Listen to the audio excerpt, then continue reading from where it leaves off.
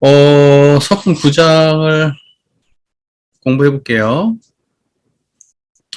단원들이 방언 일을 진행할 때에 이웃 마을의 부호 한 사람이 이를 보고 곧 분쟁을 일으키어 자기도 간석지 개척원을 관청에 제출한 후 관계 당국에 자주 출입하여 장차 토지 소유권 문제에 걱정되는 바가 적지 아니한지라 단원들이 그를 깊이 미워하거늘 대종사 말씀하시기를, 공사 중에 이러한 분쟁이 생긴 것은 하늘이 우리의 정성을 시험하심인 듯하니 그대들은 조금도 이에 끌리지 말고 또는 저 사람을 미워하고 원망하지도 말라. 사필규정이 이치에 당연함이거니와 혹 우리의 노력한 바가 저 사람의 소유로 된다 할지라도 우리에 있어서는 양심에 부끄러울 바가 없으며 또는 우리의 본의가 항상 공중을 위하여 활동하기로 한 바인데 비록 처음 계획과 같이 널리 사용되지는 못하나 그 사람도 또한 중인 가운데 한 사람은 되는 것이며 이 빈궁한 해변 주민들에게 상당한 논이 생기게 되었으니 또한 대중에게 이익을 주는 일도 되지 않는가. 이때에 있어서 그대들은 자타의 관념을 초월하고 오직 공중을 위하는 본의로만 부지런히 힘쓴다면 일은 자연 바른 대로 해결되리라. 서품 9장은 이제 우리가 잘 아는 이웃마을 부호의 토지 소유권 분쟁 사건이죠. 이제 그게, 여러분 잘 아시다시피, 이렇게 우리가 영광으로 정관평 가다 보면은 이렇게 그, 우리 영산성지 가는 길 저기 보면은 지나가기 전에 이렇게 평야지대가 있어요. 논들이 쭉 있는 나지막한 평야지대. 그쪽 어딘가 마을에 살았던 분으로 알고 있고, 이분의 아마 자손이 온불구 잘 다니시는 걸로 제가 알고 있어요. 예, 그리고 이분이 이제 또 뜻하지 않게 돌아가셨다고 하고, 그게 이제 시기심 때문에 생긴 일이라고 이제 보는데, 그때 당시에 이제 실제로 일이 되어가는 것을 보고, 이제, 가진 사람이 더 갖고 싶지 않겠어요? 보통 이제 그쪽 마을에 이제 부자들이 좀 많이 살았다고 해요. 거기가 땅도 있고 한 곳이라서. 그쪽은 좀 괜찮게 살았던 곳인가 봐요. 그리고 아마 이분이 돈을 아마 줬지 싶어요. 원불교 할 때. 예. 그러니까 아마 소유권 문제는 이제 돈을 빌리고 하는 과정에서 생기지 않았을까? 예, 저는 정확하게는 잘 모르겠습니다. 하지만은, 그리고 이제 이때의 정관품 방언공사 그것이 문서를 갖다가 이제 하려고 왔다 갔다 했는데 그게 어디냐면 이 전남 도청 있잖아요. 옛날에 구도청 거기 1층에 그게 이제 보관되어 있었던, 그쪽에 제출을 하고 그랬었던, 보관되어 있었던 곳이 거기 있었다고 그렇게 얘기 나옵니다. 재밌는 것은 대종사님께서 제자들이 사람들을 굉장히 미워하는데 대종사는 이걸 어떻게 받아들였느냐라고 하는 이제 이 지점이 우리가 배울 바고 이 본문의 핵심이라고 할 수가 있습니다. 그러니까 분쟁을 일으킨 역사적 사실이 문제가 아니고 분쟁을 일으킨 사건을 바라보는 관점, 이제 이게 본문인 거죠. 이게 본문인 거고, 우리가 미래에 남겨야 될 건 이런 거예요. 우리가 지금 예를 들면 어떠한 일에 대해서 성공할 수도 있고 실패할 수도 있습니다.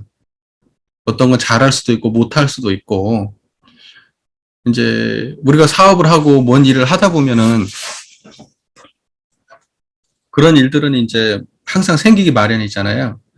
그런데 그러한 일이 발생했을 때 어떻게 이 사건을 판단하고 취사했느냐, 이게 남는 일인 거죠. 종교는 뭘 남겨야 되냐면 잘했냐 못했냐 이걸 따져가지고 이건 잘했어 이건 못했어를 남기는 게 아니에요. 제가 볼 때 종교가 남겨야 될 것은 어떠한 상황을 발생했고 그 상황에 대해서 어떠한 가르침을 남겼고 어떠한 교훈을 남길 수 있느냐, 이게 종교가 해야 될 일이라고 보거든요. 근데 저희들은요 굉장히 어떤 생각으로 모든 상황을 대하냐면 성장주의, 결과주의 이런 걸로 대해요. 그래가지고 결과가 잘 나오면 그건 잘한 거고 결과가 잘못되면 그건 안 좋은 거라서 그 사람을 죽여버려요. 했던 사람을. 설사 공의로 했다 하더라도 죽여버려요. 내 뜻이 아니었다. 단독으로 했다. 막 이러면서 자기는 발 빼고 꼬리 잘라요. 자, 실제로 그렇지 않다 하더라도 도의적 책임을 져야 되죠, 이 사람은. 그런데 우리는 되게 유치해요. 지금 하는 짓이 보면. 그래서 이런 말들을 해요.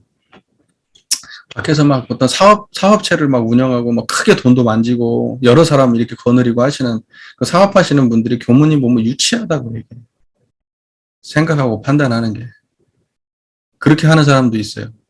배짱도 없고, 그 다음에 이제 생각하는 규모도 너무 작고, 책임도 안 지려고 하고, 판단하는 것도 어리석고, 어린애 같고, 이렇다는 거예요. 그게 모두를 대변하는 말은 아니겠지만, 적어도 상당히 그런 모습이 많이 보인다는 면에서, 과연 이게 우리가 제대로 가는 것인가 생각해 볼 필요는 있을 것 같아요. 약간 좀 말이 생 감이 있는데, 다시 돌아와서, 단원들이 그 부호를 미워했어요. 보통 미워한 게 아니에요. 엄청 많이 미워했어요. 그렇게 애써서 그렇게 노력해가지고 그걸 했는데 누군가가 낼름 그걸 갖다가 행정적 처리를 해가지고 자기가 집어삼키려고 했을 때 그게 쉽게 받아들여질 일은 아니잖아요.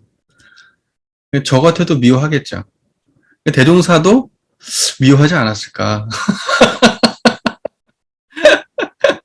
저는 대종사도 사람인데 이렇게 생각하면 안 되는데 어쨌든 대종사님은 속으로 어땠을지 모르겠지만 법문으로는 그렇게 안 남겼어요. 법문으로는 그렇게 안 남겼습니다. 자, 이 지점이 이 말씀이 있어요. 공사 중에 이러한 분쟁이 생긴 것은 하늘이 우리의 정성을 시험하심인 듯하니. 제가 이 문장을 예전부터 상당히 고민을 많이 했어요. 하늘이 우리를 시험했다. 하늘이 우리를 시험했다. 이걸 어떻게 해석해야 되지? 하늘이? 그러면 하늘이 시험한다는 건 어떤 하늘이 인격이 있어서 하늘이 어떤 의도를 가지고 우리 인간 사이에 개입한다는 말인가? 그럼 이건 하나님하고 뭐가 다르지?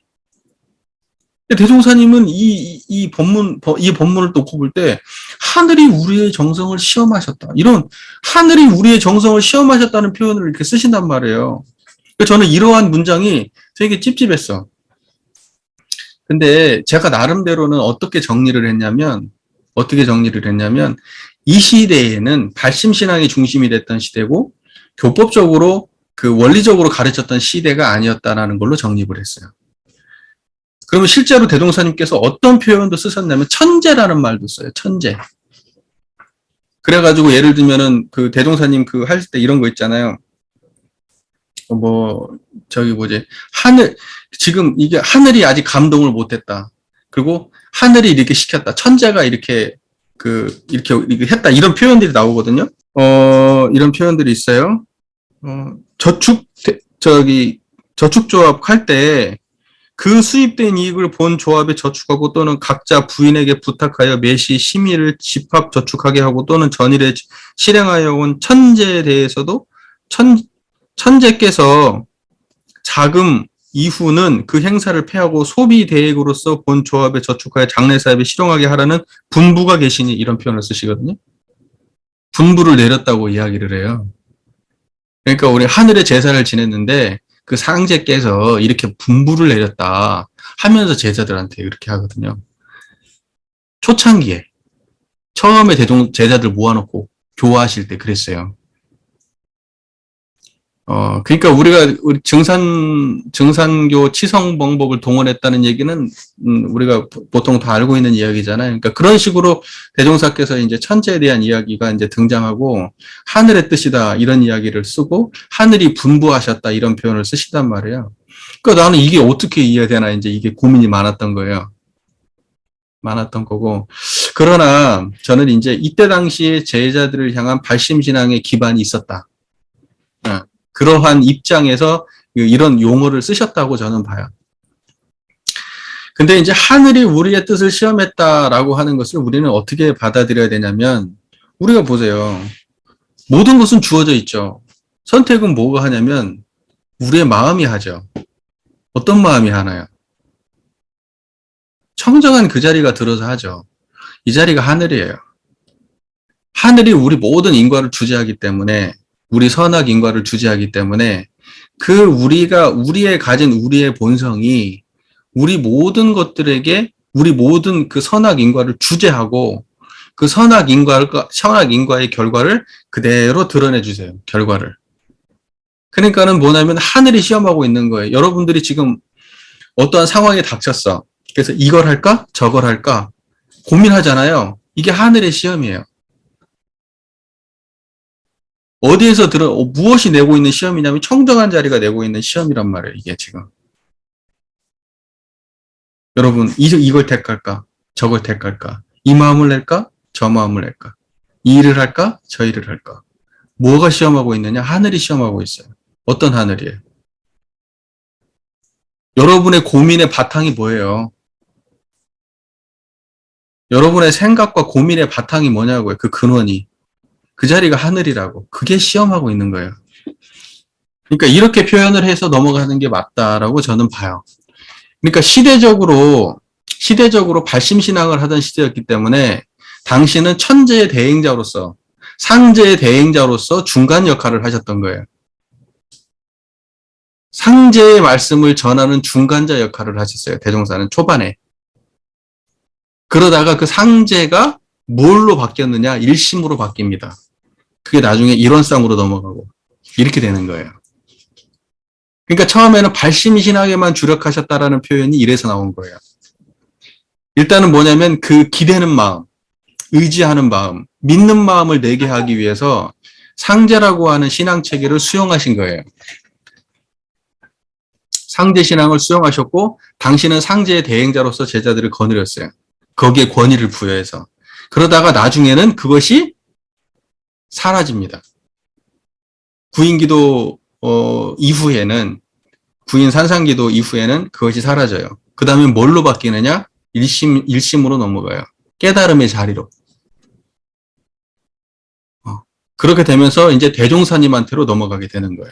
상제의 권위에서 대종사에게로 권위가 넘어갑니다. 그러니까 저는 그 전 과정, 그러니까 복례 제법 이전에 있었던 모든 과정들은 다 발심신앙이라고 봐요. 교법이 탄생하기 이전에. 무슨 말인지 제 말의 의도가 이해되시죠? 하지만 대종사는 어떤 의도로 이걸 썼을까라고 하면 상제도 결국은 일원상의 자리고 하늘도 일원상의 자리다. 이러한 의도로 대종사는 쓰셨을 것이고 그 언어를 받아들이는 제자들의 입장에서는 저기 어딘가에 계시는 상제였을 거예요.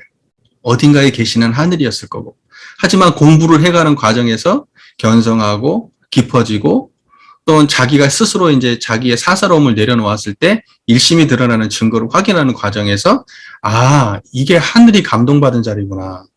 바로 이 자리가 바로 하늘이었구나라고 스스로가 이제 감흥을 일으키고 정법으로 교화하던 시대로 나중에 넘어갑니다.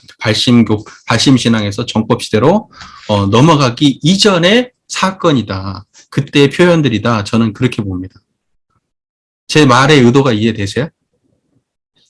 네. 그래서 예전에는 저도 이런 부분들이 좀 고민이 좀 있었어요. 네, 있었다가 지금은 좀 정리를 했어요. 나름대로. 이렇게 이해하면 크게 어긋나지는 않지 않을까 이렇게 정리를 했습니다. 그래서 공사 중에 이러한 분쟁이 생긴 것은 하늘이 우리의 정성을 시험하신 듯하니 할 때에 이때의 하늘은 제자들이 받아들일 때는 상제였어요. 상제. 하느님이란 말이에요. 그러나 대종사님의 입장에서는 뭐냐면 깨달은 그 자리예요. 그 분쟁이 드러난 그 자리. 이렇게 할까 저렇게 할까 고민하는 그 자리. 그게 하늘인 거고 바로 그 자리의 시험인 거예요. 우리가 그 자리를 지켜내고 거기에 의지하고 그 뜻을 받든다면 이러한 판단을 할 것이고 그 하늘을 놓쳐버리고 이러한 판단을 한다면 이러한 결과가 나오겠죠. 대종사의 입장과 제자들의 입장은 이렇게 달랐을 것이다. 그렇게 보는 거예요. 대종사는 이 자리를 가지고 있었지만 제자들에게 이걸 바로 전달할 상황은 아니었기 때문에 발심신앙을 하던 시기였기 때문에 상제 개념으로 도입해서 쓰신 말이었을 것이다. 제자들은 상제로 받아들였을 것이고 상제의 중간자로서 대종사를 받아들였을 것이다. 저 개인적인 생각이에요. 예, 여러분도 한번 스스로 판단을 해보세요. 그대들은 조금도 이에 끌리지 말고 또는 저 사람을 미워하고 원망하지도 말라. 자, 끌리지 마라. 자, 이쪽 저쪽에 그러니까 뭐냐면 옳고 그름, 이롭고 해로움에 끌리지 마라. 자, 대종사가 이렇게 말했을 때 그 마음은 뭐였어요? 청정한 이 자리죠. 그죠? 12해를 초월한 이 자리, 큰 자리죠. 12해에 끌리지 않는 자리가 큰 마음이니까. 자, 끌리지 말고 또 저 사람을 미워하고 원망하지도 말라. 미워하고 원망하는 마음, 거기에도 끌리지 않는 마음이 청정한 이 자리죠. 자, 그러니까 뭐냐면 대종사님의 언어 속에서는 이미 마음의 바탕자리가 드러나 있는 거예요. 근원이 서 있단 말이에요. 그 근원이 서 있는 근원을 가지고 상황을 바라보니까 일단은 뭐부터 말한 거예요? 자, 이거부터 하는 거예요. 끌리지 마라. 12 이해에 끌리지 마라. 그리고 미워하고 원망함에도 끌리지 마라. 이해가 되지 않아요? 대종사는 하늘의 자리에 이미 계시니까 가장 큰 자리에. 그러니까 12의 모든 12회의 근원이고 12회를 드러내고 12회에 끌리지 않는 그 자리에서 12회에 끌리지 마라 또는 그 미워하지 말고 원망하지 마라 이렇게 말씀하고 계신 거예요. 그러니까 대종사 입장에 서 있어야 돼요. 우리는 법문을 읽을 때. 제가 항상 말씀드리잖아요. 법문을 읽을 때는 항상 대종사의 심경이 되라고. 대종사의 심경은 다른 게 아니에요. 뭐 역사적이고 감정적이고 이런 것도 했지만 그 경지가 드러나야 되죠. 경지는 뭐죠? 일원상의 자리. 그러니까 그 일원상의 자리에서 이런 말을 하는 거예요. 여러분도 대종사처럼 만약에 상황이 닥쳤는데 이 자리를 들고 있다면 일단 뭐부터 얘기할 거예요? 교도님이 화가 났어. 억울해. 일단은요. 청정한 자리를 챙기세요. 아는 사람한테 그렇게 말할 수도 있을 거고 일단은 시비에 끌리지 않는 마음을 먼저 챙겨야 됩니다. 그 사람을 미워하고 싫어하지 않는 마음, 그 마음이 일원상의 자리인데 그 마음 먼저 드러내세요. 그게 공부의 시작입니다. 이렇게 말하지 않겠어요? 대종사도 똑같이 한 거예요, 제자들한테. 대종사도 똑같이 했다는 건 선우가 안 맞는 표현이네요. 대종사께서 이미 그런 식으로 하셨어요. 그죠? 네. 그 다음에 사필귀정이 이치에 당연한 미연이와 혹 우리의 노력한 바가 자 사필귀정이 이치에 당연하다. 자 일은 반드시 일이라고 하는 것은 뭐죠? 원불교 입장에서 정전에서는 12이해 그게 사필귀정이에요. 그러니까 12이해라고 하는 것은 반드시 어디로 돌아가냐? 바르게 돌아간다. 그러니까 뭐 12이해가 바르게 돌아간다는 것은 이런 뜻이에요. 모든 그 결과는 선한 걸로 맺는다. 이게 아니고 우리는 사필귀정을 항상 그런 식으로 해서 그래. 모든 결과는 옳은 결과를 끝맺는다. 이런 식 관점으로 사필귀정을 해석하는 게 있어요. 왜냐면 그 정이 바를 정이니까. 근데 그 바를 정은 인과대로 됨. 이렇게 해석해야 돼요. 인과대로 된다고. 그러니까 일은 12이해의 일은 반드시 어떻게 되느냐? 인과대로 된다. 이게 사필귀정이에요. 그러니까 예를 들면 내가 옳게 12이해에 대해서 내가 비이해 옳은 일을 했으면 옳은 결과, 그른 일을 했으면 그른 결과, 이로운 일을 했으면 이로운 결과, 해로운 일을 했으면 해로운 결과. 이게 정의예요. 무슨 말인지 이해가 되시죠? 그 사필귀정을 이렇게 이해를 해야 돼요. 그러니까는 우리 입장에서 해석을 해버리면 일은 잘 풀릴 거야. 이렇게 해석한 게 아니에요, 대종사님은. 사필귀정은 이치에 당연하다. 이 말은 뭐냐면 일은 반드시 우리가 노력하면 노력한 대로 될 것이고 노력하지 않으면 안 될 것이고 이렇게 해석을 해야 되지. 일은 바른 대로 될 거니까 하늘이 알아서 해줄 거니까 우리가 노력하지 않아도 하늘이 이걸 바르게 끌어가 주셔서 우리 뜻대로 해줄 거야. 이렇게 사필귀정을 해석하면 안 된다고. 이 말 잘 알아들어야 돼요. 그 사필귀정, 그 대종사께서 이 말 할 때는 뭐냐면 우리는 우리 할 일을 열심히 하자. 그래서 우리의 결과를 내도록 하자. 그쪽 끌리지 말고. 이렇게 해석을 해야 된다고, 사필귀정을 해석할 때는. 우리는 정당하니까 반드시 하늘이 우리한테 정당한 결과를 줄 거야. 이렇게 해석하면 안 된다는 거예요. 이 많은 사람들이 이걸 이렇게 해석하더라고. 이렇게 해석하면 안 돼요.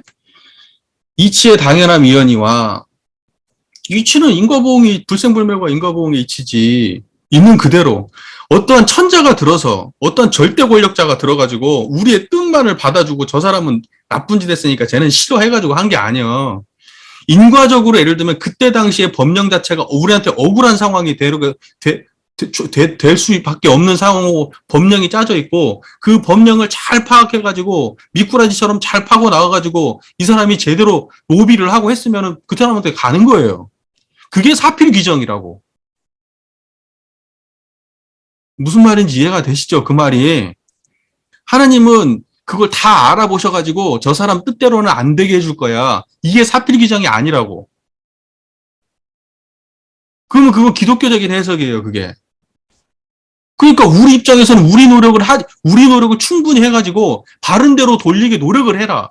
거기에 끌리지 말고 우리가 해야 될 일을 해라. 억울하면 얘기하고 이렇게 해가지고 일을 바른 대로 돌려야 우리와 우리의 인과가 그쪽에서 노력한 인과가 이렇게 어긋나고 이렇게 만나지고 하는 과정에서 일이 될 것이고 그렇게 된 건 사필 규정인 거예요. 대종사님의 다른 본문을 봐서도 그렇고 그때 당시에 법령이 그렇게 짜져 있는데 만약에 우리가 그 법을 모르고 만약에 실행을 했고 우리한테 억울한 상황이 발생했으면 대종사는 그걸 수용하실 분이에요. 물론 그거에 대한 토론은 했겠지만 노력은 했겠지만 그렇게 됐어도 수용했을 거예요. 이거하고 비슷한 그 본문 말씀 있잖아요. 총으로 쏴가지고 저기 죽을 뻔했는데 어쨌는데 그때 당시에 나는 법에는 알리겠지만 그 이유는 모르겠다 하노라 이렇게 마지막에 그렇게 내리시잖아요. 그러니까 대종사는 이런 입장에 계신 분이란 말이에요. 그렇기 때문에 이렇게 말씀하시는 거예요. 그 사필규정도 그런 입장으로 해석을 해야 되는 거예요. 하나님이 우리 뜻을 알아서 우리 노력대로 결과를 주실 거야. 이렇게 해석하면 안 된다고 그거. 근데 항상 그런 식으로 해석을 많이 해. 그러니까 항상 인과 해석을 할 때 이런 식으로 하는 거예요. 가장 잘못된 해석이 뭐냐면 사람들이 예를 들면 이렇게 노력을 했어. 나는 선한 일을 많이 했어. 선한 일을 많이 했으면 건강해야 되고 선한 일을 많이 했으니까 내가 돈도 많이 벌어야 되는데 왜 착한 사람은 가난하고 나쁜 놈은 부자예요? 나쁜 놈은 돈 버는 길을 잘 알아서 부자가 된 거예요. 인간의 욕망을 잘 파악하고 사기도 적당히 치고 하니까 부자가 된 거예요. 그게 인과예요. 착한 사람은 그렇게 못하니까 가난한 거예요. 그게 인과예요. 그러나 착한 사람이 불행한 건 아니야. 부자가 행복한 건 아니야. 내가 부자인데 내가 그 돈을 버는 과정에서 사람들하고 관계가 많이 안 좋았어. 사람들이 내 앞에서 돈이 많아서 고개는 숙이겠지만 뒤에서 나를 욕할 수 있잖아. 그게 인과라고요. 내가 비록 돈은 없지만 내가 정직하게 살았어. 그래서 많은 사람들이 나를 좋아하고 내 자식도 너무 행복하게 살고 가정이 가난하지만 단란해. 그게 인과라고 그게. 근데 왜 이 인과가 지었으면 이 결과가 나오게 해석을 이렇게 보는 게 아니라 이게 선한 일을 했으면 다 잘 될 거야 이렇게 해석을 한다고. 이게 기복적 인과 방식이에요. 이게 우리가 하나님 모시고 신앙하듯이 하는 인과 방식 해석 방식이라고. 그렇게 하면 안 돼요. 나쁜 놈이 공부 잘해요. 나쁜 거하고 공부 잘하는 거 아무 관계가 없다고. 쉽게 말해서. 예쁜 애가 성격이 더러워. 그거하고 아무 인과관계가 없다고. 돈 많은 놈이 굉장히 악한 놈이야. 권력 있는 놈이 아주 쓰레기 같은 놈이야. 이거하고 무슨 인과관계가 있냐고. 관계 없다니까? 그러니까 착한 인과를 지으면 착한 결과가 온 거예요. 내가 선하게 살면 선한 걸로 인한 인과들을 받아. 하지만 돈 버는 거하고 관계는 없는 거야. 내가 선한 일을 해. 사람들과 인간관계 좋다고. 공부를 잘해? 그거하고는 관계 없는 거야. 무슨 말인지 이해되시죠? 그럼 왜 그렇게 인과를 해석하냐고. 사필규정도 그런 식으로 해석하는 경우가 많다고. 이해가 잘 되시죠? 예, 제 말이? 예. 그러니까는 그 인과를 그런 식으로 해석하는 것은 굉장히 좀 우리가 그 오해가 있는 거예요. 인과에 대한 오해가. 그걸 너무 그냥 선인성과 악인악화라고 하는 그냥 아주 그냥 단순한 이게 그냥 모든 게 잘 돼. 착하게 살았으니까 다 잘 될 거야. 이렇게 하는 거 아니라고요. 그렇게 해석하면 인과가. 12이해를 바르게 하고 사건 그 처처 사사에 그때그때 맞게 불공을 하면 그때그때에 맞는 답이 나오는 거고 이런 것이지. 내가 하나님께 빌었다고 내가 건강해? 내가 하나님께 빌었다고 이 사업이 잘 돼? 사업이 잘 되려면 사업을 하는 데서 공을 들이고 인간관계 잘 되려면 그 사람과의 관계를 개선하고 이렇게 해야 되는 거잖아요. 무슨 말인지 제 말이 이해가 되시죠? 그러니까는 왜 나쁜 놈은 잘 살고 착한 놈은 못 살아요? 이런 말 하면 안 된다고. 그게 인과가 아니라고 그게 잘못 이해한 인과라고 그 인과가. 근데 그 말을 너무 많이 해 사람들이. 그리고 그 말을 듣고 대답도 못 해요. 그거 보면서 내가 갑자기 답답해가지고 좀 얘기가 좀 그쪽으로 좀 샜습니다. 하지만 사필귀 정도 그런 식으로 사람들이 이해하는 것은 잘못된 거다 이거예요. 그리고 대종사도 그런 식으로 하진 않으셨을 거예요. 예. 자, 그래서 그 뒤에 나오죠. 우리의 노력한 바가 저 사람의 소유가 된다 할지라도 우리에 있어서는 양심에 부끄러울 바가 없으며 딱 여기까지 말씀하시잖아요. 저 사람한테 뺏겼어. 그래도 우리 죄 지은 건 아니지 않니? 그래서 우리가 이제 우리의 노력한 바가 저 사람의 소유로 된다 할지라도 우리에 있어서는 양심에 부끄러울 바가 없으며 이렇게 말씀하세요. 그러니까 우리가 여기서 끝낼 수 있냐고. 우린 여기서 못 끝내. 내가 잘못한 게 없는데 왜 나한테 이런 결과가 나와 하고 계속 이어가죠. 못 끝낸다고. 이걸 딱 끝내지 못. 지금까지 내가 해왔던 노력이 너무 억울해서도 끝낼 수가 없어. 그런데 대종사님은 딱 어떻게 어디서 끝내버리냐? 우리는 양심에 부끄러울 바가 없어. 저 사람의 토유가 된다 하더라도. 대종사님한테 중요한 건 뭐예요? 토지가 중요한 거예요. 양심에 꺼리낌 없는 행동이 중요한 거예요. 대종사는 그 수고로움, 그 어마어마한 수고로움과 그 물질이 중요한 게 아니야. 뭐가 중요해? 양심에 꺼리지 않은 그게 더 중요해. 자, 우리가 종교가 추구해야 될 건 이런 거예요. 그래서 제가 항상 이런 얘기 하거든요. 결과가, 그래서 그 종교가 세속화됐다는 건 뭐냐면 결과 중심 사고를 하는 거.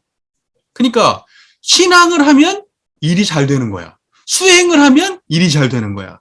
사업도 성공하는 거고, 인간관계도 좋아지고, 돈도 많아지고, 공부도 잘하고, 시험도 합격해. 열심히 수행하면, 유무념을 하면, 온생치를 하면, 이러면서 결과가 그렇게 나오면 수행 잘한 거야. 라고 이야기하는 거. 이게 세속주의라는 거예요. 이게 세속주의라고. 대종사께서 아무리 노력을 열심히 해도 그 인과관계에서 풀지 못하고 저 사람이 하는 인과를 내가 감당하지 못하는 경우가 생겨요. 그러면 일이 안 될 수 있어요. 그런데 우리는 어디에서 끝낼 수 있어야 되냐면 내가 양심에 부끄러울 바가 없이 내가 지금까지 해왔다. 여기서 끝낼 수 있어야 된다는 거예요. 이게 굉장히 중요한 거예요. 종교는 여기까지 가야 되는 거예요. 그런데 우리는 항상 결과 중심 사고를 한다고. 그러니까는 원불교에서 교리에서 가는 게 천박하게 이를 데 없어. 모든 수행의 결과가 성공이야. 모든 신앙의 결과가 성공이고. 이거 심각하게 고민해 봐야 돼요. 제가 이거 엄청 비판하거든. 엄청 비판하거든요. 이게 종교 교리를 세속적으로 해석하는 신뢰예요, 신뢰. 근데 우리는 이게 합리적인 거고, 이 세상에 맞는 거라고 이야기하잖아요. 이게 세상에 맞는 거다. 그리고 이게 불법 공부를 잘하면 세상 일도 잘 된다고 이야기를 하니까 이렇게 해석을 해버린 거야. 불법 공부를 잘하면 12에 밝아지고 옳은 일을 하고 이로운 일을 하지. 하지만 결과가 그렇게 나오지 않을 수 있는 거예요. 당연히 그 일을 밝게 하고 당연히 그 일을 하지만 결과가 그렇게 나오지 않을 수도 있기 때문에 결과 중심에 맞춰버리면 그 사람이 신앙하고 수행하고 실자 능력하고 세속적 결과하고는 일치하지 않을 수 있다는 것을 우리는 모른다고. 아니, 옳은 일을 하고 이로운 일을 하면 그에 따른 결과가 나올 수 있는 확률이 훨씬 높은 건 맞지만 꼭 그런 건 아니야. 꼭 그런 건 아니라고. 대종사님의 삶 속에서 실패가 많았을까? 성공이 많았을까? 실패가 훨씬 많았을걸? 대각 이후에도 그렇고 대각 이전에도 그렇고. 여러분, 이거 진짜 생각해 봐야 돼요. 이거 되게 중요한 법문이야. 엄청 중요한 법문이야.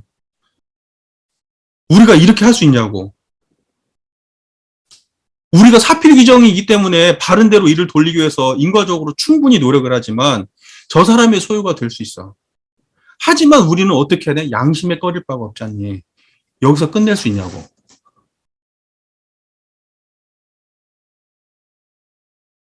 우리의 가치는 너무 세속적이야. 그러니까 항상 판단이 여기서 끝이지 않고 결과를 만들기 위해서 편법을 쓰고 뒷거래를 하고 이런 걸 용인하게 되는 거예요.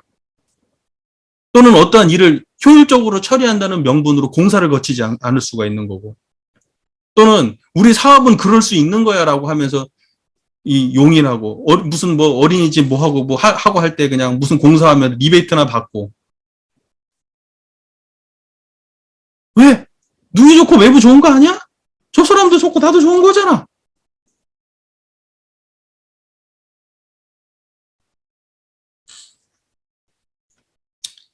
자, 보세요.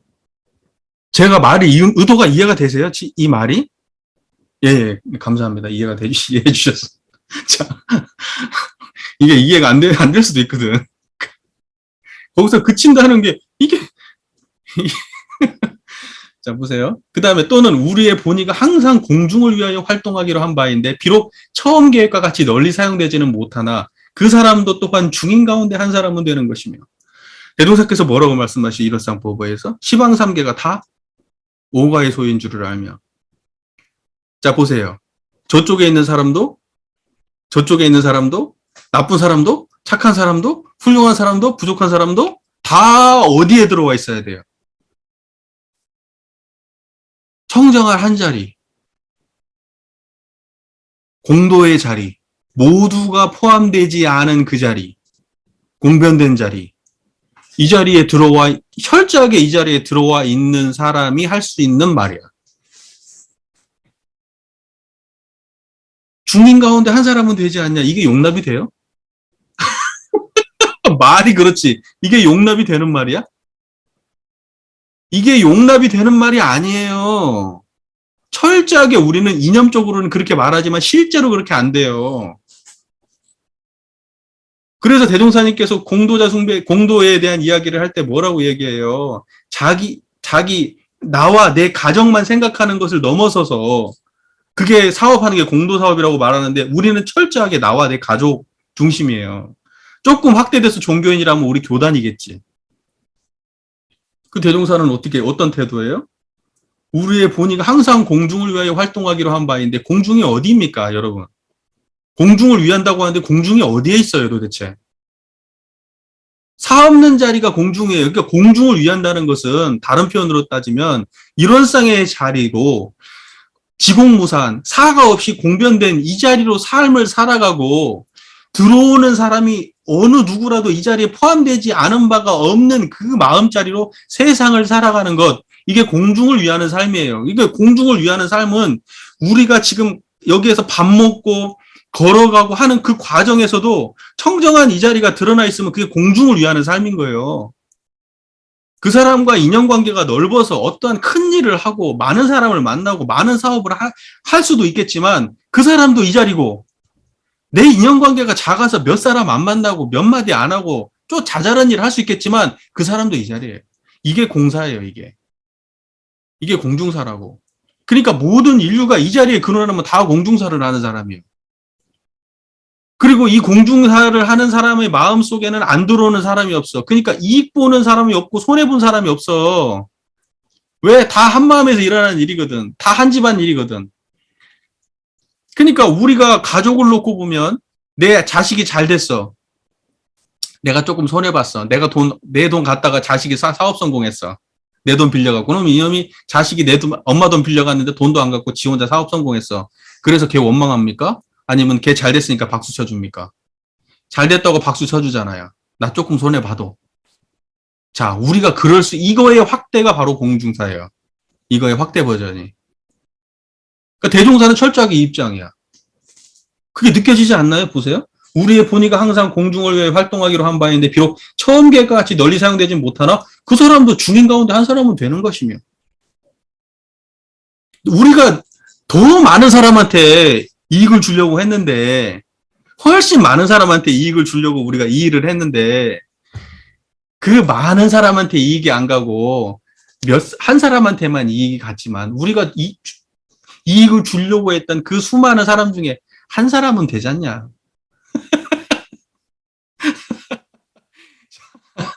이게 되냐고. 이게 정말, 자, 보세요. 이 빈궁한 해변 주민들에게 상당한 논이 생기게 되었으니 또한 대중에게 이익을 주는 일도 되지 않는가. 이때 있어서 그대들은 자타의 관념을 초월하고, 이제 마지막의 결론이에요.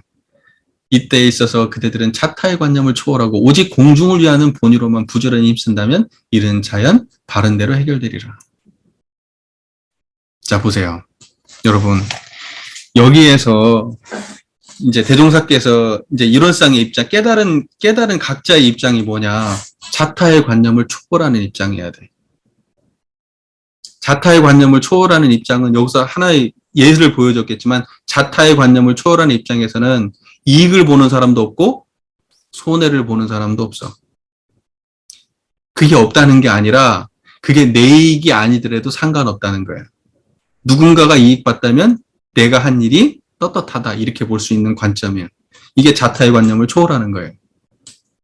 그리고 공중을 위하는 본의로만 부진히 힘쓴다면 일은 자연 바른 대로 해결되리라 했을 때, 자, 바른 대로 해결되는 것이 예를 들면 우리가 전관봉을 확보하지 못했어.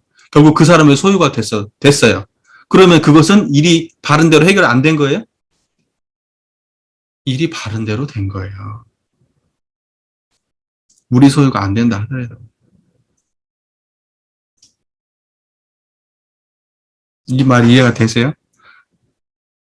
그러니까 지금 우리가 생각하고 있는 그 정도 12 이하의 기준으로 이 법문을 보면 안 되고 그렇게 해석을 하면 안 돼. 사필귀정이라고 하는 거 바른 대로 된다, 인과대로 된다 하는 것을 대부분의 사람들은 자기중심으로 해서 그래. 하지만 이러한 공변된 자리에서 입장에서 본다고 하면은 바른 대로 된 거예요. 저 사람한테 간 거예요. 또는 이 사람한테 이익이 간 거야. 또는 좀 여러 사람한테 이익이 간 거야. 이런 차이만 있을 뿐이야.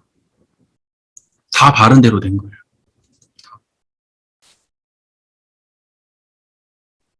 근데 이게 이렇게 되려면 이 모든 사람들이, 모든 일체 인류가 이 한마음자리에 들어와야 돼. 이 사사로움 없는 이 마음자리에 다 들어와야 돼. 이 원상의 질을 각하면 시방삼계가 다 오가의 소유가 되어야 해. 또는 이름은 각각 다르나 둘이 아닌 줄을 알아야 해. 자, 이렇게 되지 않고서 이게 되냐고.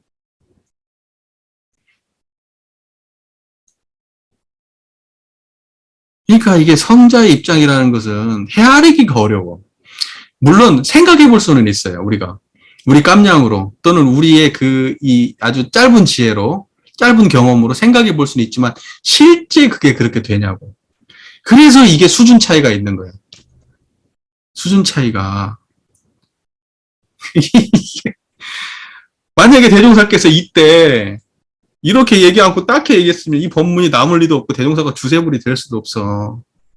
대종사는 처음부터 대강열애라 그랬잖아요. 처음부터 대강열애이라니까. 이게 특신급이 할 수 있는 일이야? 이게 법마상전이 이런 판단을 할 수 있어요? 판단을 할 수 있을지 모르지만 실제로 안 돼. 이렇게. 알아눕지. 시름시름 알아눕지. 제자들 보기도 민망하고. 안 그러겠어요?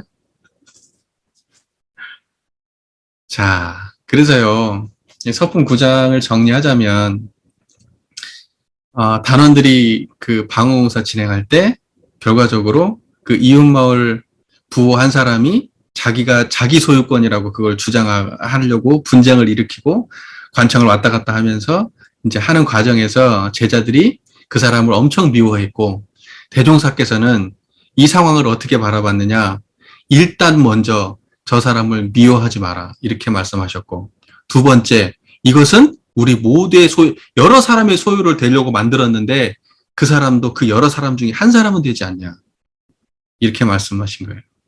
그리고 우리는 항상 우리의 삶은 공중을 본위로 하기 때문에 내 소유를 생각한 것이 아니고 누군가가 이익을 봤다면 우리는 그걸로 만족할 수 있다.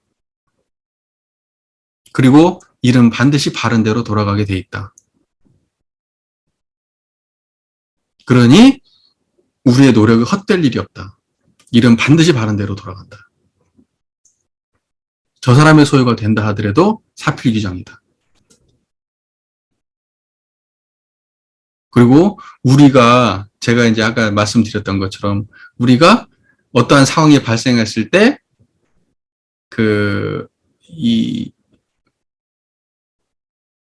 뭐였죠? 우리가 어떤 상황이 발생했을 때 딱 끝낼 수 있느냐, 이렇게. 우리의 그 생각과 관념을 딱 마무리 지을 수 있느냐. 아니면 계속 생각과 생각으로 끌려가느냐. 이걸 갖다가 딱 마무리 지을 수 있으면 그럼 진짜 훌륭한 심력이죠. 제자들은요, 그 한 번 생각이 상황을 딱 그 상황을 닥쳐가지고 한 번 생각이 일어나가지고 그 생각이 꼬리에 꼬리를 물고 그냥 막 어마어마하게 흘러갔을 거라고. 하지만 대종사는요, 제자들의 그 막 요동치는 그 마음 한가운데서 고요했다고. 그리고 태연하게 저런 말씀을 하신다고, 제자들을 두고.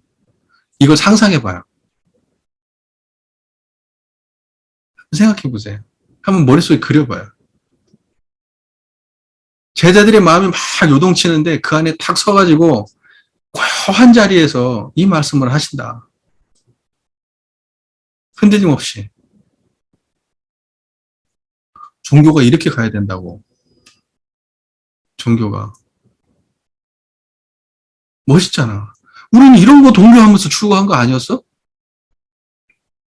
이런 걸 동경하면서 원불교 교무를 꿈꾸지 않았냐고요.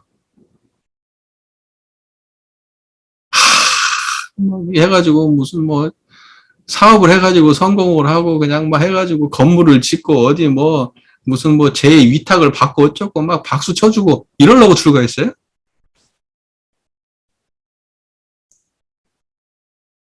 여러분 그 있는 곳에서요 떳떳하게 사십시오. 저도 그렇게 살려고 노력하고 있습니다. 누가 뭐라든지 간에 일은 반드시 바른 대로 됩니다. 이미 그렇게 되고 있고 잘못된 결과가 나왔다면 일은 반드시 바른 대로 되게 된다는 걸 안다면 잘못된 결과에 순응할 수 있어요. 받아들일 수도 있고. 그러나 그것이 누군가에 의해서 조작된다고 하면 그러면 잘못된 결과를 내가 원하지 않는 결과가 나왔을 때 우리는 못 받아들여요. 아, 이건 내 잘못은 전혀 없는 거야. 이렇게 생각할 수 있다고. 또 일이라고 하는 것은 반드시 나의 노력과 반대로 잘못된 결과가 나올 수 있어요. 그래도 우리는 딱 받아들일 수 있냐고. 그것이 나의 어떤 우리가 떳떳하게만 하다면, 우리가 아까 양심에 부끄러울 바가 없다면, 그러면 양심에 부끄러울 바 없는 그 자리로 딱 멈출 수 있냐고. 결과로 흘러가가지고 그냥 거기서 일일비 하는 게 아니라, 내가 양심에 부끄럽지 않았다. 나는 떳떳하게 행위했다. 결과는 그렇지 않았지만, 하고 딱 끝낼 수 있냐고, 우리가.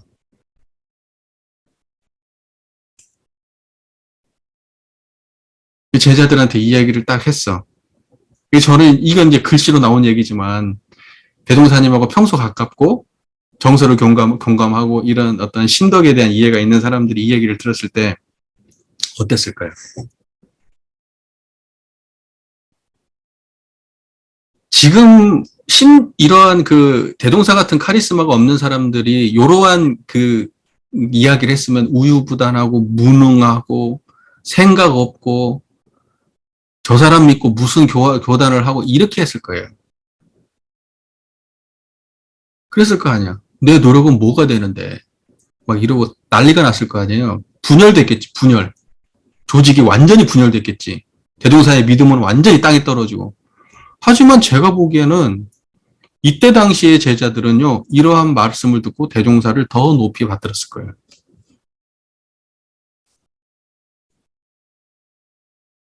더 멋있었을 거고. 왜? 이걸 추구했던 사람들이니까. 대종사의 훈도로. 이익을 추구했던 사람들이 저 얘기를 들었으면 반드시 분열됐을 거예요. 이익을 추구했던 사람들이. 하지만 의를 추구했던 사람들, 옳음을 추구했던 사람들이 대종사와 함께 저희를 했기 때문에 저 상황이 받아들여지는 거예요. 자, 종교는 이런 거예요. 이를 쫓는 게 아니라 의를 쫓는 거예요.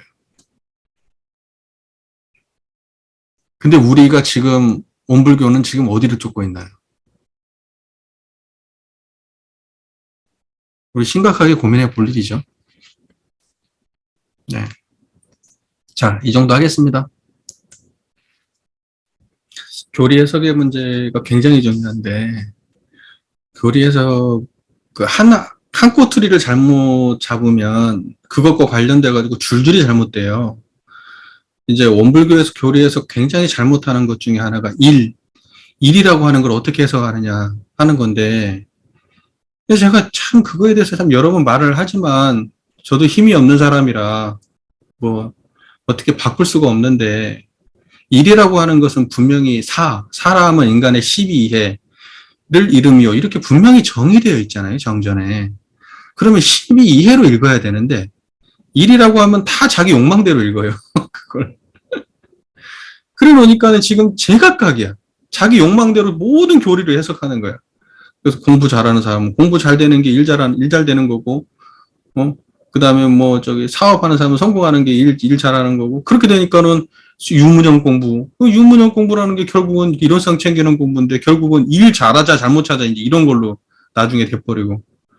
그러니까 우리가 지금 이거 빨리 넘어가야 되는데, 교리 해석의 한 꼬투리를 잘못함으로 인해가지고 줄줄이 사탕으로 잘못되는 이런 경우를 이거 굉장히 다 바로 잡아야 돼요. 그러니까는 이 모든 것들이 다 어디에 근원다고 있냐면, 우리가 대종사님의 근본 정신에 대한 이해가 잘못되는 데서부터 비롯되는 거예요. 그러니까 쉽게 말해서 정전에 대한 이해가 바르게 안 되는 데서. 정전을 시작하면서부터 정전 자체를 잘못 해석해버리니까. 그리고 근원적으로 이론상의 진리 자체를 이론상장 자체를 해석을 잘못하니까. 이론상이 빠진 사은사유 삼합팔조는 의미가 없거든요. 이론상의 근원한 사은사유 삼합팔조지. 그건 정전 교의편에, 총서편에 이미 다 명시가 되어 있는 내용이잖아요. 그러니까는 그 모든 뒤쪽으로 모든 해석들이 다 잘못되고, 그러다 보니까 대종경의 본문들이나 이런 상황성에 그 진리성이 담보된 해석들이 안 나오고 상황만 존재하는 거예요. 상황만. 모든 해석이. 대종사의 어떤 그 깨달음의 견해가 그 대종경에서 녹아들지 못하게 될 수밖에 없어요. 입장이 이해가 안 되니까. 상황만 존재하는 거예요. 그래도 거기에 대한 해석들도 자기 나름대로 해석을 하는 거예요. 정전의 말씀하고는 전혀 다른 맥락으로, 자기 경험과 자기 체험으로. 그러니까 많이 배운 사람들이 위험해. 똑똑한 사람들이 위험하고, 말 잘하는 사람들이 위험하고. 그러니까 원불교를 정전에 대한 이해가 깊고, 이론상에 대한 이해가 깊은 사람이 그렇게 하면 좋은데, 그렇지 않은 사람들이 그렇게 해버리니까 이게 지금 골치가 아픈 거예요. 이걸 어떻게 바로잡아야 할지 모르겠어요. 우리 교리 해석 잘못된 부분이 너무 많아요. 대종경에서 이렇게 부분 잘못된 거, 이런 건 일도 아니야. 정전이 잘못된다니까. 정전 자체 해석이 잘못돼. 이런 게 심각한 문제예요. 대종경에서 본문 하나 잘못 해석하고, 이거 사람들한테 큰 영향을 미치지도 않고, 해석을 다양하게 할 수도 있어요. 하지만 정전은 그렇게 하면 안 되거든. 정전의 해석 자체가 그렇게 해버리니까 이거 어떻게 하냐고. 유문현 얘기 그렇게 많이 하는데 취사하는 주의심이 뭔지 하나를 제대로 해석을 못 하잖아. 취사하는 주의심이 뭔데요, 이게. 내가 옳다 그러다 옳은 일을 옳고 그름을 행할 때 그 주의하는 그 마음자리가 어떻게 생겼냐고, 그게. 해야 된다 말아야 된다, 이건 하자 말자 할 때 그 마음이 뭐냐고, 그게 바탕이. 그 마음을 챙기는 게 주의심인데, 취사의 결과를 챙기고, 취사하는 걸 놓치지 말자는 걸 이것을 하자는 것과 말자는 것을 안 잊는 마음을 주의심이라고 얘기하는 거야. 취사는 주의심이라고. 그 생명심이잖아. 그게 아니라 하자는 것과 말자는 것을 통괄하는 마음 당처, 이걸 주의심이라고 하는 거예요. 이 바탕의 자리를. 그러니까 주의심이란 말 자체를 그러니까 그렇게 생멸심으로 해석을 해버린다고. 우리가 지금 여기 주의하고 계세요? 제 말을 잘?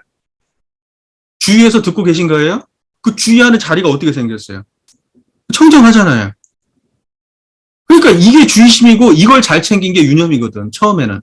그러다가 나중에는 시비 이해를 바르게 구현할 때, 아, 내가 옳은 일은 해가고 그른 일은 해가지 않을 때, 이 자리를 떠나지 않으면서, 그러니까 이 마음의 힘이 없이 실제로 시비 이해가 바르게 구현이 안 되니까, 시작 단계는 이걸 먼저 챙기다가, 이 청정한 자리를 먼저 챙기다가, 나중에는 청정한 자리에서 드러나는 인과의 자리까지 바르게 챙길 때, 이 양면이 골고루 바르게 챙겨질 때 이게 온전한 유념이다. 이렇게 나가는 거예요.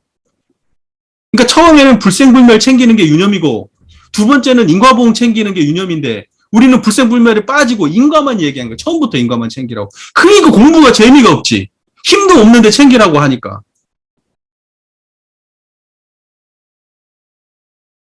그러니까는 봐보세요. 불생불멸 먼저 챙겨야 되는데 이론상 모르고 어떻게 불생불멸 챙길 거예요. 그러니까 유무념을 생멸 공부로 집어 던져버리고 양면을 다 갖춘 공부인데 원래 유무념 공부가 불생불멸은 챙기는 것은 유념 공부 아닌 줄 안다고. 성자들의 경계가 성자들은 어떤 경계를 만나고 사느냐.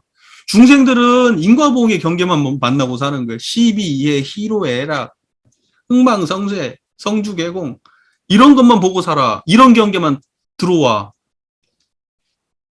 부처는 어떤 경계를 보고 살아요? 이 청정한 이 경계를 만나고 산다고. 이게 불지경이야, 이게. 그러니까는 우리가 이 경계를 모르면, 부처의 경계를 모르면 중생의 경계로는 가당치도 않아요. 그러니까 우리가 실제 만나야 되는 경계다 하고 경계다고 챙겨야 될 그 경계는 생멸 경계만이 아니고 불생불멸의 경계를 챙겨야지. 그래서 정산종사님 뭐라고 했어요? 아, 내가 이런 쌍을 망각했구나. 아, 내가 이런 쌍을 챙겼구나. 이렇게 챙겨서 그 실제 경계를 만나야지. 실경을, 진경을. 그런데 맨날 그냥 악경계다, 뭐 화나고 짜증내고 미워하고 이런 것만 악경계다 하고 앉아있으니까 뭔 그게 공부가 되냐. 그건 애들도 다 해, 애들도. 아, 제가 또 흥분했습니다만. 하도 대표적으로 잘못하고 있는 공부가 이 공부거든요. 너무 오랫동안 잘못하고 있거든, 이걸 지금. 사필규정에 대한 이제 그 해석의 문제가 이제 일이라고 하는 것은 인간의 시비애라고 대동사께서 이미 이제 정의를 한번 내려주셨기 때문에 이제 일은 반드시 바른 대로 돌아간다. 근데 이제 그 바른 자리가 어디냐 그러면 우리가 청정한 이 자리가 바른 자리지. 모든 12이해는 사실 어디로 흘러가냐면 12이해가 다시 또 12이해로 흘러가는 인과방 12이해가 12이해로 흘러가지. 그 인과관계를 따라서 12이해가 12이해로 흘러가긴 하지만 그 모든 흘러가는 12이해가 사실은 어디로 돌아가고 있는 거야? 12이해를 아는 그 자리로 돌아가고 있잖아요. 그래서 대종사께서는 뭐라고 말씀하시냐면 유는 무로 무는 유로 돌고 돌아 지극하다 이렇게 말씀하시잖아요. 변하는 자리는 불변하는 자리로. 그러니까는 뭐냐면 귀 돌아가는데 바른 대로 돌아가는데 그 바른 자리가 뭘까? 그럼 청정한 이 자리가 바른 거야. 그러니까 성리적으로 해석하면 모든 12회는 청정한 자리를 바른 이 청정한 자리로 돌아가. 어떤 결과가 나왔든. 그러니까는 이제 우리가 그 이러한 문제들을 어떤 뭐 이것이 뭐 고사성어가 됐든 뭐가 됐든 이러한 문제를 바라볼 때는 항상 인과보험과 불생불멸 입장에서 바라봐야 되고 또는 인과와 인과 입장에서 바라봐야 되고 사필 규정을 갖다가 바라볼 때도 살은 인간의 12해니까 인과보응의 세계고 정이라고 하는 것은 불생불멸의 세계구나. 왜냐하면 우리가 공원정이라는 말씀 쓰시잖아. 대종사님께서 그 정. 그 정도 어디냐면 일어쌍자리가 정이야. 인과가 바르게 드러나는 그 자리를 정이라 그래. 바른 그것이 정이면서 바르게 드러나는 그 자리도 정이야. 전체가 대이면서 그 전체가 드러나는 바탕이 대라고. 형형색색으로 만상이 형형색색으로 구별되는 자리가 소면서 그 소가 드러나는 그 형형색색으로 드러나는 그 자리가 소야. 천재 추나추동 사시순환과 풍운으로 상서가 만물의 생로병사 변태가 다 드러나는 그것이 유무면서 그 유무가 드러나는 자리가 유무라고. 그래서 천조의 대소유무할 때는 생멸 차원에서만 말하는 게 아니고 불생불멸 차원, 불생불멸 자리 자체가 대소유무야. 그게 불생불멸 청정한 그게 큰 자리고 청정한 그게 작은 자리고. 그래서 대포무의하고 세인문외하다고 할 때 그 같은 자리를 말하는 거예요. 변화하는 것도 결국 그 자리고. 그러니까는 뭐냐면 대소유무가 결국은 청정한 한 자리야. 그래서 이론상 한 자리라고 말하는 거예요. 근데 청정한 자리로만 대소유무를 표현하느냐? 아니, 청정한 자리에서 큰 것은 큰 거대로, 작은 건 작은 거대로, 변화는 변화대로 다 드러나잖아. 그래서 그 자리가 인과보험과 불생불멸을 다 포함하는 대소유무면서 불생불멸만 톡 띄워놓고도 대소유무고 생멸만 띄워놓고도 대소유무고 그러는 거예요. 그런데 우리는 항상 어느 입장이 빠져 있냐면 불생불멸의 입장이 빠져 있는 거예요. 사필귀정을 설명할 때도 항상 마찬가지죠. 정을 해석할 때 정을 항상 그걸 인과의 입장에서만 다른 데로 돌아간다. 그건 어떤 특정한 입장으로 돌아가는 거잖아. 하지만 실제로는 어디로 돌아가냐? 모든 재불재생의 일체중생의 본성으로 돌아가잖아. 어떤 결과든지 12해가 다 어디로 돌아가는데. 여러분 옳은 결과가 어디로 돌아갔어요? 어디로? 지금 내 얘기가 돌아간 그 자리로 돌아가잖아. 여러분이 옳다고 생각하고 이롭다, 기롭다, 해롭다고 하는 그게 다 어디로 돌아가는데. 지금 이걸 듣고 있는 그 자리로 돌아간다고. 정관평 방언공사가 어떤 결과가 나왔든 그것은 어디로 돌아가느냐. 정, 바른 데로 돌아가. 그 바른 데가 어디요? 그 자리로 돌아가면 거기에 흔적이 있어 없어? 흔적 없다고. 자, 이렇게 받아들일 수 있을 때 그게 인과를 수용하는 태도인 거예요. 이게 성리적 관점이지. 그러니까 인과가 인과적 결과를 낳는 것. 이렇게 방식으로 사필귀정을 해석할 수 있고 인과가 불생불멸한 자리로 돌아간다. 이렇게 해서 사필귀정을 해석할 수도 있다. 이렇게 얘기하는 거예요. 본질에 대한 이해가 되세요? 그 말에 대한 이해가? 무슨 말인지 아시겠죠? 그러니까 사필귀정이라는 말이 원불교적으로 만약에 원불교의 교리를 갖다 조금 응용해서 설명하자면 사필귀공, 사필귀원 이럴 수도 있다고. 그게 성리라고. 그게. 그리고 사필귀사 이러면 12에는 반드시 사필귀사 인과적으로 돌아간다 하는데 그때의 인과에다가 발음이라고 썼지만 사실은 뭐냐면 보통의 사람들은 12해 중에서 일부적 관점으로만 돌아가는 것으로 사필귀정을 해석하는 거야. 일부적 관점, 특정한 욕망. 그러니까 그 욕망이 배제시키고 사필귀정을 해석하면 성리적 관점이 될 수가 있고 특정한 욕망에 국한돼서 해석하면 그건 좁은 관점이 되니까 성리적 관점이 되기가 어려워요. 그 세속과 그 세간과 출세간의 문제에서 이제 우리가 이제 항상 문제가 되는 것이 출세간적 관점이 없이 세간의 손익계산을 따지는 것으로 우리가 모든 그 교리를 해석하는 방식과 또 우리의 삶의 문제가 그렇게 찌들어 있다는 것이 좀 문제죠. 근데 이제 사실은 뭐냐면 대종사가 정말로 그 살아내고 있는 그 세간과 출세간이 둘이 아닌 모습의 전형이에요. 사실은 이 법문이. 세간 속에서 벌어질 수 있는 12해의 문제를 초월하는 모습을 그대로 보여주신 거예요. 이게 바로 거진출진이거든요. 12해를 초월하고 우리가 선한 일, 공도를 위해서 그 활동하는 그런 일을 하지만 12해는 우리가 욕망하는 대로 되지 않고 그러나 그 욕망하는 대로 되지 않는 현실을 넘어서 자, 그러니까 우리가 지향하는 지점이 바로 이 지점에 있어야 되거든. 그리고 이게 너무 통쾌하고 이게 너무 멋지고 이걸 동경해야 되거든. 현실에 살면서 현실을 넘어서는 이것을 동경해야 되는데 우리는 여기까지 가질 못해. 너무 미쳐네. 그러니까 그냥 그 속에 파묻혀서 거기에서 조금 잘하고 잘못하고 이렇고 해놓고 이것만 따지고 앉아 있는 거예요. 교리에서 다 그렇게 해버리고. 그러니까는 지금 이러한 법문들을 보면서 한편으로는 굉장히 답답할 수도 있잖아. 정말 진짜 이게 얼마나 진짜 지도자의 무능 아니야? 막 이렇게 느끼실 수도 있고 그 제자들의 입장에 따라서는 정말 답답한 말씀 하시네 이럴 수도 있고 그럴 수도 있지만 정말 이것이 통쾌하고 정말 이것을 호기롭게 이렇게 받아들일 수 있다고 하면 그 집단은 진짜 그야말로 보살행을 하는 집단이죠. 현실 속에 그 세속에 있지만 세속을 넘어서는 입세간의 입장. 그러니까 세간이라고 하는 것은 중생을 말하는 거고, 출세간은 중생계를 벗어나는 해탈과 열반의 세계고, 그 해탈과 열반의 세계를 떠나지 않으면서 중생세간을 살아가는 걸 입세간이라 그래요. 그 입세간의 입장이 바로 그 불보살의 입장이다.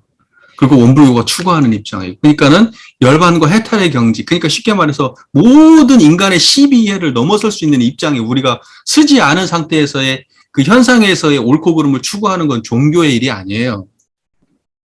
그것은 도덕의 일이고 사회에서 일반에서 하는 선행이고 공공의 선의 영역이지 종교가 추구하는 그 입장이 아니에요. 종교가. 근데 우리는 그것을 너무 잊고 살아. 그 이상을, 우리가 추구해야 될 진짜 그 절대 이상을 잊고 살아. 그러니까, 아까 카리스마 얘기 나오고 했었는데, 그 진짜 종교인의 카리스마는 어디서 나오느냐? 이런 데서 나오는 거예요. 넘어설 수 없을 것 같은 그러한 그 중생 세간을 가볍게 넘어갈 때, 그게 카리스마야, 종교인한테. 소리 크게 지르고 그냥 막 독단적으로 행동하고 이런 게 카리스마가 아니고 이렇게 정말 그 답답하고 암울한 상황을 정말 아무렇지도 않게 큰 자리로 뛰어넘는 이러한 신법과 태도가 드러날 때 이게 진짜 종교인으로서는 카리스마고 인품이죠. 이런 걸 추구해야 돼, 우리는. 이런 이성을, 이런 걸 추구하는 욕망에 빠져버리면, 그러한 욕망이 제외돼 버리고 배제돼 버린 우리의 공부, 우리의 수행은 진짜 로망이 없는 거잖아.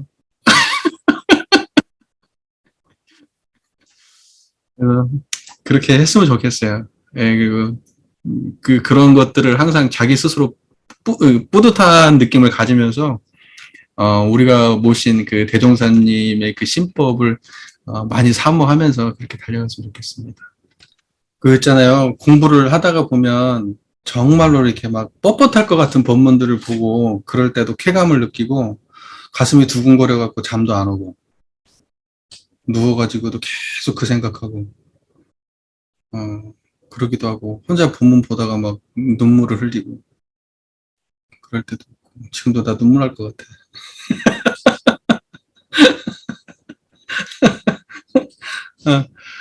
그렇게 하고 그럴 때 있어요. 공부하다 보면. 네, 그래서 이러한 감성이 함께 가는 게 참 소중하다 생각하고 혼자. 난 요새 나이 먹었는지 눈물이 많아.